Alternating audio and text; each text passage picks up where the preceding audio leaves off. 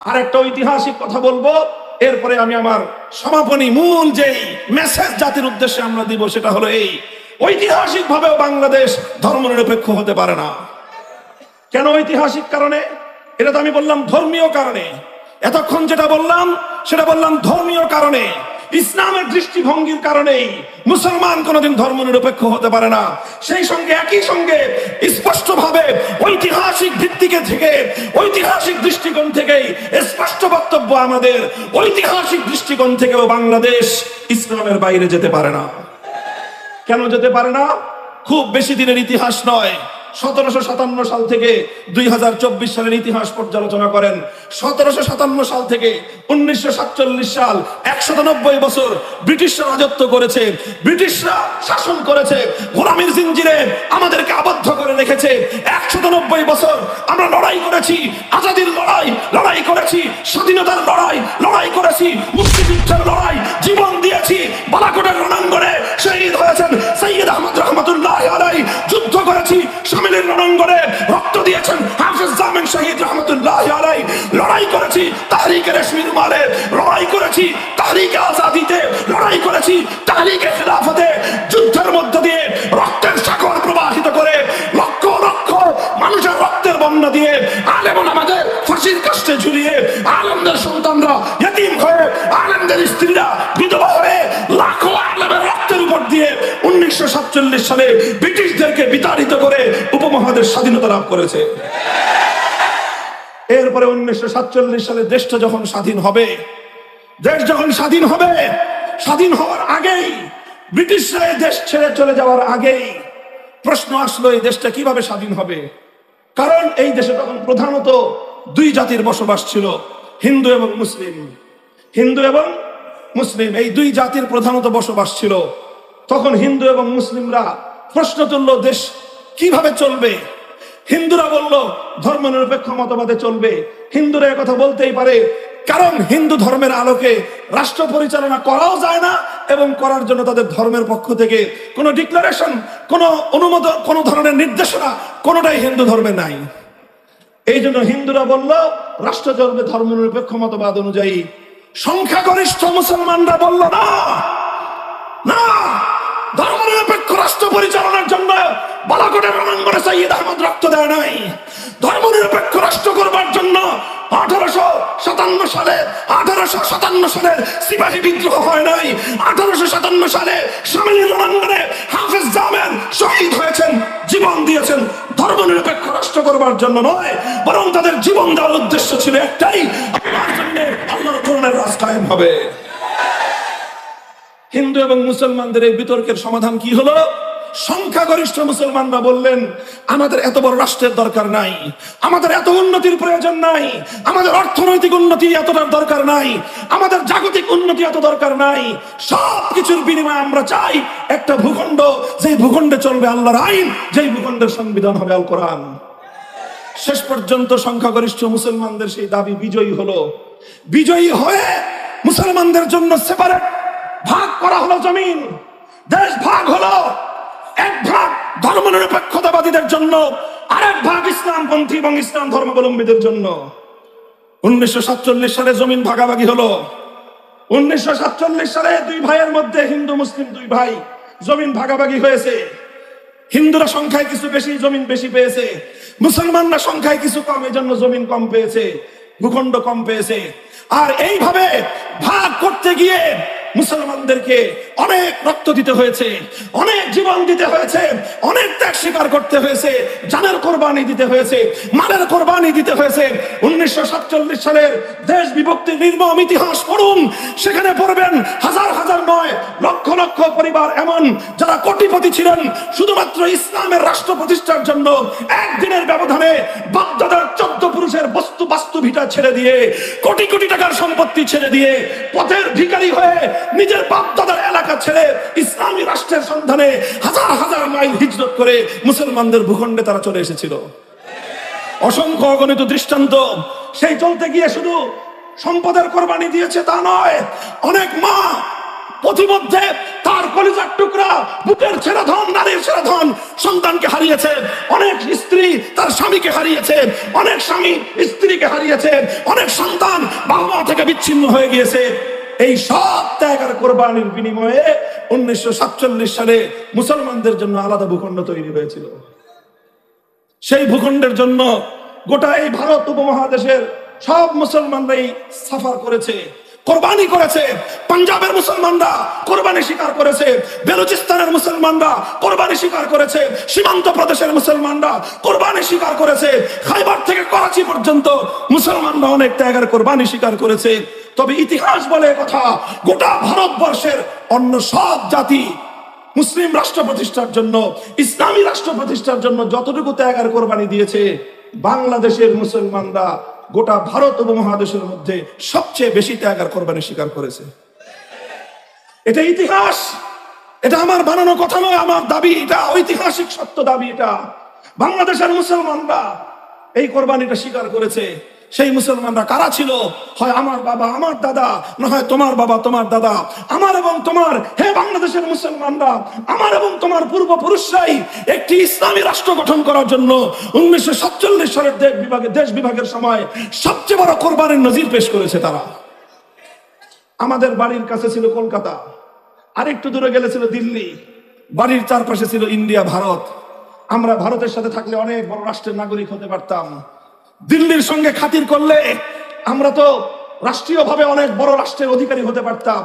কিন্তু না, আমাদের পূর্বপুরুষরা সিদ্ধান্ত গ্রহণ করে বুঝে শুনে সুচিন্তিত ভাবেই তারা কলকাতাকে লাথি মেরেছে, দিল্লিকে তালাক দিয়েছে, ভারতকে তারা ত্যাগ করেছে। সব কিছু করে 2000 মাইলের দূরত্বের পশ্চিম পাকিস্তানি খান পাঠানদের সঙ্গে হাতে হাত রেখে একটা রাষ্ট্র গঠন করেছিল। কি উদ্দেশ্য ছিল? খান পাঠানদের সঙ্গে আলাদা আলগা কোনো প্রীতি বাংলাদেশের মানুষের ছিল না, কোনো আলাদা তাদের প্রতি আমাদের কোনো দুর্বলতা ছিল না। শুধু একটাই সম্পর্ক ছিল, একটাই দাবি ছিল, তোমরা সে প্রান্তে থাকতে পারো, আমরা এ প্রান্তে থাকতে পারি। প্রশ্ন একটাই, তুমিও মুসলিম, আমিও মুসলিম, তুমিও একটা রাষ্ট্র চাও, আমিও একটা রাষ্ট্র চাই, এমন একটা রাষ্ট্র চাই যে রাষ্ট্রে আইন চলবে কার, যে রাষ্ট্রের সংবিধান হবে আল কোরআন। শুধু এই দাবি মিলে গিয়েছিল। এজন্যই আমরা মুসলমানদের জন্য আলাদা ভূখণ্ড হিন্দুদের কাছ থেকে নিয়েছি। আলাদা করে ভূখণ্ড নেওয়ার জন্য আমাদেরকে অনেক ছাড় দিতে হয়েছে, অনেক খনিজ সম্পদ ছেড়ে দিতে হয়েছে, অনেক পাহাড়ি অঞ্চল ছেড়ে দিতে হয়েছে, অনেক নদী ছেড়ে দিতে হয়েছে। সব ছেড়ে দিয়েছি, বিনিময়ে শুধু একটা জিনিস চেয়েছিলাম, একটা স্বাধীন মানচিত্র, একটা স্বাধীন ভূখণ্ড, যেই ভূখণ্ডে পতাকা উঠবে কালিমার, যেই মানচিত্রে কায়েম হবে আল্লাহর কোরআনের বিধান। এই তো ছিল 47 সাল থেকে 71 সাল পর্যন্ত 24টা বছর পশ্চিম পাকিস্তানি খান পাঠানরা বিশ্বাসঘাতকতার গাদ্দারি করেছে মুসলমানদের সঙ্গে। ওয়াদা ছিল, কথা ছিল। 47-এর আগে মুসলিম লীগের কথা বলতেন, মুসলিম লীগের লিডার সোহরাওয়ার্দী এই ওয়াদা করেছিলেন। সোহরাওয়ার্দীর কর্মী শেখ মুজিবুর রহমান সাহেব এই ওয়াদা করেই 1947 সালে মুসলিম লীগের জন্য এই দেশকে আলাদা করেছিলেন। আপনারা তো খালি করে বলেন আপনাদের নেতার কথা। আপনার নেতা রাজনীতি শুরু করেছিল এই কথা দিয়ে যে মুসলমানদের জন্য আলাদা ভূখণ্ড হতে হবে, আর সেই ভূখণ্ড চলবে আল্লাহর কোরআনের আইন অনুযায়ী। এরপরে আপনার নেতা, এরপরে আপনাদের নেতারা কিছুদিন পরে মুসলিম লীগ থেকে হলো আওয়ামী মুসলিম লীগ, এরপরে ইসলামকে পরিপূর্ণ ত্যাগ করে আওয়ামী মুসলিম লীগ থেকে আপনারা হয়ে গেলেন আওয়ামী লীগ। আপনারা যাই হলেন, এটা নিয়ে আমার আপত্তি নাই। আপনারা যেটা হন, আপনাদের ইউর চয়েস, আপনাদের সিদ্ধান্তের বিষয়। কিন্তু প্রশ্ন হলো, হিন্দুদের সঙ্গে ভাগাভাগি করে মুসলমানরা যে ভূখণ্ড পেল, সেই ভূখণ্ডে ইসলামকে মাইনাস করবার অধিকার আপনাকে কে দিল? 1971-এর মুক্তিযুদ্ধের আগ পর্যন্ত আওয়ামী লীগের প্রধান নেতা, সেকেন্ড নেতা, তৃতীয় নেতা, উপনেতা, পাতি নেতা, সাথী নেতা, কোন নেতা 24 বছরের মধ্যে কোনদিন মুক্তিযুদ্ধ চলাকালীন সময়ের 9 মাসে কোনদিন জাতির কাছে এই কথা বলে নাই যে এই দেশটা স্বাধীন হলে ধর্মনিরপেক্ষ মতবাদ আসবে। কোনদিন এই কথা বলেন নাই। বরং কি বলেছিলেন? 70-এর জাতীয় নির্বাচনের সময় আপনাদের নেতা শেখ মুজিবুর রহমান সাহেব জাতির সঙ্গে ওয়াদা করেছিলেন, জিততে পারলে কোরআন সুন্নাহ বিরোধী কোনো আইন করবেন না। এগুলো ইতিহাস ভুলে যায় না, ইতিহাসে লেখা আছে। আপনারা ভুলে যেতে পারেন, আপনাদের অফিস আগুন দিয়ে পুড়ে যেতে পারে, ইতিহাস মুছে যায় নাই।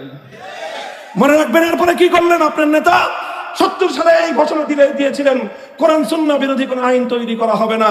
এরপরে মুক্তিযুদ্ধের পরে 16ই ডিসেম্বর বিজয় অর্জন হওয়ার পর পশ্চিম পাকিস্তান থেকে ছাড়া পেয়ে সোজা তিনি চলে গেলেন লন্ডন। লন্ডন থেকে সদ্য স্বাধীন বাংলার মাটিতে না এসে, বাংলাদেশে না এসে তার প্লেন ল্যান্ড করলো নয়াদিল্লিতে। নয়াদিল্লিতে তার মগজ ধোলাই হয়ে গেল। সেই মগজ ধোলাই হয়ে নয়াদিল্লির তৎকালীন প্রধানমন্ত্রী শ্রীমতী ইন্দিরা গান্ধী প্রেসক্রিপশন ধরায় দিলেন, খবরদার বাংলাদেশ এভাবে চালাবি। এমন একটা প্রেসক্রিপশন দিলেন যেই প্রেসক্রিপশন অনুযায়ী 72-এর সংবিধান তৈরি হলো, আর সেই সংবিধানের মাধ্যমে বাংলাদেশের স্বাধীনতাকে ভারত মাতার চরণতলে বলি দেওয়া হয়েছে। আজকে বিএনপির কিছু লোক, আপনাদের তো লজ্জা থাকা দরকার, আপনার 72-এর সংবিধানের পক্ষে সাফাই গান বোঝা দরকার না। আপনারা 72-এর সংবিধানের পক্ষে বলতে পারেন না। 72-এর সংবিধান মুক্তিযুদ্ধের চেতনার সংবিধান না। আপনারা যদি মুক্তিযুদ্ধের পক্ষের শক্তি হয়ে থাকেন, সর্বপ্রথম 72-এর গাদ্দারির বিরুদ্ধে আপনাদেরকে কথা বলতে হবে। 72-এর সংবিধান ছিল 71-এর মুক্তিযুদ্ধের সঙ্গে গাদ্দারি, 71-এর মুক্তিযুদ্ধের সঙ্গে বিশ্বাসঘাতকতা। এইভাবে 72 সালে যেই সংবিধান হলো, সেই সংবিধানের মৌলচার নীতি, জাতীয়তাবাদ, ধর্মনিরপেক্ষতাবাদ, গণতন্ত্র, সমাজতন্ত্র হুবহু ভারতের সংবিধানের মূলনীতিগুলো দিয়ে বাংলাদেশে ভারতের একটি অঙ্গরাজ্য, বাংলাদেশের সংবিধানকে ভারতের সংবিধানের পরিশিষ্ট বানায় দেওয়া দিয়ে বাংলাদেশকে ভারতের করদ রাজ্যে পরিণত করা হয়েছিল।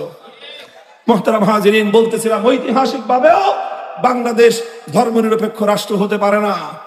কারণ 47-এ যে ভাগ হয়েছে, যারা ধর্মনিরপেক্ষ তাদের ভাগে ভারত পড়েছে। গোটা ভারত উপমহাদেশের 4 ভাগের 3 ভাগ তো বেটা তোরা পাইলি, 4 ভাগের 1 ভাগ পেয়েছিলাম আমরা মুসলিমরা। এখন সেই মুসলিমদের জন্য যে ভূখণ্ড দেওয়া হলো, ভাগে আমরা অর্ধেক পাই, সেখানে আমরা পেলাম 4 ভাগের 1 ভাগ। সেই 4 ভাগের 1 ভাগে আমরা স্বাধীনভাবে আল্লাহর দ্বীন কায়েম করব, আমরা স্বাধীনভাবে আল্লাহর দ্বীন নিয়ে বেঁচে থাকবো। তোমাদের যদি আল্লাহর দ্বীন নিয়ে, আল্লাহর কোরআনী শাসনে থাকতে মনে না চায়, তোমাদের জন্য সীমান্ত খোলা আছে, নেত্রীর মতো ধর্মনিরপেক্ষ ভারতে চলে যাও।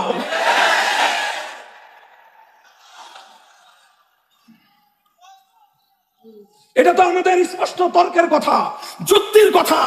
আরে ভাই, 2 ভাই জমিন ভাগ করে নিল, 1 ভাই জিতলো, 2 ভাই সমান হিস্সা পায়। সেখানে 1 ভাই 4 কাঠার মধ্যে 3 কাঠা নিয়ে আরেক ভাইকে 1 কাঠা জমি দিল। ভাগের সময় ঠকাইলা, ভাগের সময় বঞ্চিত করলা, ভাগের সময় বৈষম্য করলা। সেই 1 কাঠা আমরা পেয়েছিলাম, এখন আবার সেই 1 কাঠা থেকেও তোমরা টানাটানি করো। এর চেয়ে বড় বিশ্বাসঘাতকতা, গাদ্দারি জাতির সাথে আর কিছুই হতে পারে না। বলবেন যে হুজুর 47 সালে স্বাধীন হয়েছে, 71 তো পরিবর্তন হয়ে গেছে। বলবো যে না, 47-এর স্বাধীনতা 71-এর মুক্তিযুদ্ধের চেতনার দ্বারা মেলান হয় নাই, বরং শক্তিশালী হয়েছে। 47-এ বলা হয়েছিল মুসলমানদের জন্য ইসলামের রাষ্ট্র চাই, 71-এ বলা হয়েছিল জুলুমের অবসান ঘটাবো ইনশাআল্লাহ। কাজে 71-এর চেতনার দ্বারা 47-এর দেশ বিভাগ আরো শক্তিশালী হয়েছে। 2024 সালের ওই ঐতিহাসিক অভ্যুত্থান এবং বিপ্লব 47 এবং 71-এর চেতনাকে সংহত করবার বিপ্লব। কাজেই 2024 সালের জুলাই আগস্ট বিপ্লবের পর আজ বাংলাদেশে দাঁড়িয়ে দায়িত্বহীন ভাষায় বলতে চাই, আজ বাংলাদেশের সংবিধান সংস্কারের নতুন আওয়াজ উঠেছে। এই সংবিধানে যদি ধর্মনিরপেক্ষ মতবাদ থাকে, গোটা বাংলাদেশে বিদ্রোহের আগুন ধরবে, বিদ্রোহের আগুন ধরবে।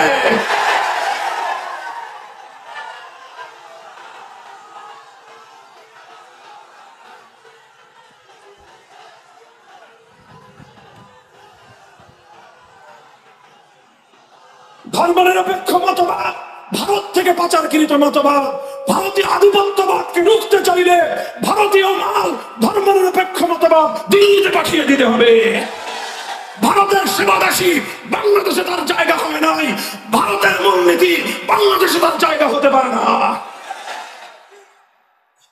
এখন নতুন গান শুনতেছি আবার, যে মুসলমানদের রাষ্ট্রে রাষ্ট্র ধর্ম ইসলাম হবে কেন, এটা নিয়েও নাকি নতুন করে অ্যালার্জির উৎপাত শুরু হয়েছে। যদি কারো অ্যালার্জির চুলকানি থাকে, তাড়াতাড়ি সমাধান করেন, চিকিৎসা করেন। বলবেন কি চিকিৎসা? যাদের রাষ্ট্র ধর্ম ইসলাম শুনলে অ্যালার্জির চুলকানি হয়, এই রোগের সিমটম যারা পাবেন, আগামী 1 সপ্তাহ শুধু আমার ওয়াজ শুনবেন ইনশাআল্লাহ। অন্য কোন বড় বড় আলেম আমাদের ওয়াজ শুনবেন না, আপনারা 1 সপ্তাহ পর্যন্ত শুধু আমার ওয়াজ শুনবেন। ইনশাল্লাহ দেখবেন 1 সপ্তাহ পরে আপনার অ্যালার্জির চুলকানির উপদ্রব বন্ধ হয়ে যাবে। রাষ্ট্র ধর্ম ইসলাম থাকবে কি থাকবে না? আজ যদি নতুন করে আবার সেই প্রশ্ন আনেন, আমরা দাবি করতেছি ইসলামী রাষ্ট্র প্রতিষ্ঠা, আমরা দাবি করতেছি, আমরা অধিকার নিয়ে বলছি, আমরা দেশ বিভাগের সময় এই ভাগ যেভাবে পেয়েছি সেভাবে রাষ্ট্র কোরআন সুন্নাহর বাইরে কোনো আইন চলতে পারে না। আমরা যেখানে ইসলামী রাষ্ট্র প্রতিষ্ঠার জন্য আগাচ্ছি, ওনারা রাষ্ট্র ধর্ম ইসলাম অর্থাৎ নামকাওয়াস্তে ইসলাম, ওটাকে ওনারা নাকি মাইনাস করার চেষ্টা করতেছে। যদি কারো মাথার মধ্যে সামান্য পরিমাণ ঘিলু থাকে, সম্পূর্ণটা যদি গরুর গোবর না হয়ে থাকে, তাহলে এই ধরনের আত্মঘাতী কোনো চিন্তা যেন আপনারা না করেন, দোহাই লাগে। ইসলামের উপর যদি আঘাত করেন, তাহলে কিন্তু আমরা জুলাই আগস্ট কোনো কিছু আমাদের মনে থাকবে না, কোনো কিছু মনে থাকবে না। ইসলামের প্রশ্নে, আল্লাহ কোরআনের প্রশ্নে ইসলাম রাষ্ট্র ধর্ম ছিল, সংবিধানে বিসমিল্লাহ সংযোজিত হবে, আল্লাহর উপর অবিচল আস্থা এবং বিশ্বাস সংযুক্ত হবে, ধর্মনিরপেক্ষ মতবাদ দিল্লিতে প্রচার হবে। এটাই বাংলার মুসলমানদের চূড়ান্ত কথা, এটাই আমাদের চূড়ান্ত কথা।